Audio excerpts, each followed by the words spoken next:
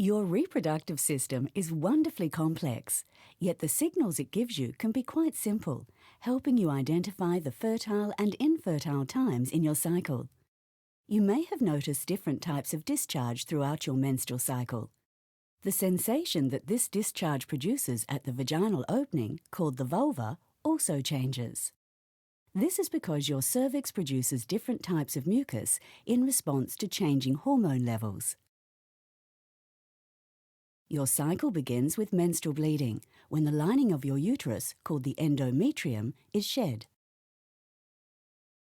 Following menstruation, your cervix becomes blocked by a thick plug of mucus that prevents sperm from entering the uterus. This means that you are infertile. Many women feel dry at the vulva during this time.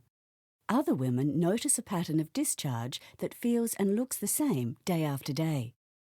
The number of days that you experience this unchanging pattern will determine the length of your cycle. In an average cycle, this pattern of infertility lasts for a few days.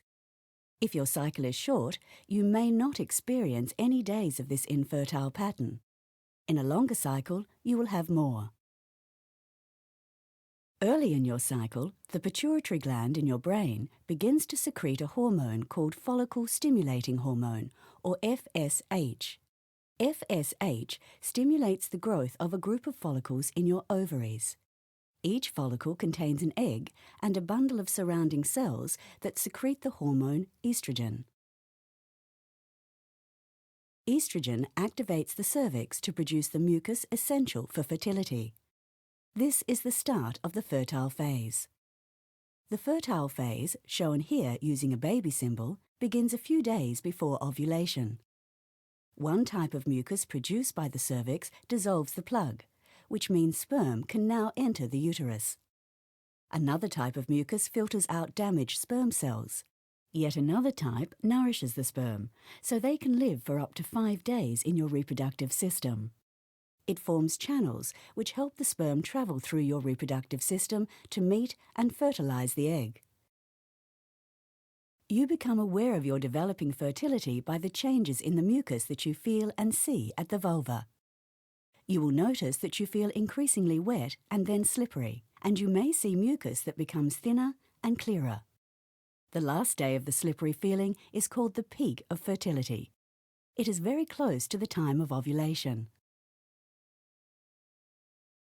As one follicle nears maturity, the pituitary gland is stimulated to release a surge of another hormone called luteinizing hormone, or LH. LH triggers ovulation, the release of the egg from its follicle. The egg is swept up into the fallopian tube, ready to begin its journey towards the uterus. If fertilization doesn't occur, the egg will die within a day of ovulation. But if the egg meets any sperm along the way, fertilization can take place.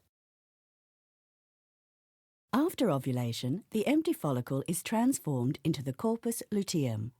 The corpus luteum produces a hormone called progesterone. Progesterone prepares the endometrium in case there's a fertilized egg ready to implant. It also causes the mucus to thicken and the plug to begin forming in the cervix again. The day following the peak, you'll no longer feel wet or slippery at the vulva. By the end of 3 days after the peak, your fertility for this cycle is over. About 2 weeks after ovulation, a new cycle begins.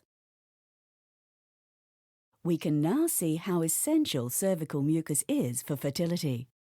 Once you're familiar with your patterns, you'll be able to identify your fertile and infertile times. This knowledge can help you to achieve or avoid pregnancy. It can also help you to safeguard your reproductive health, as you'll be able to recognize changes which might need medical investigation.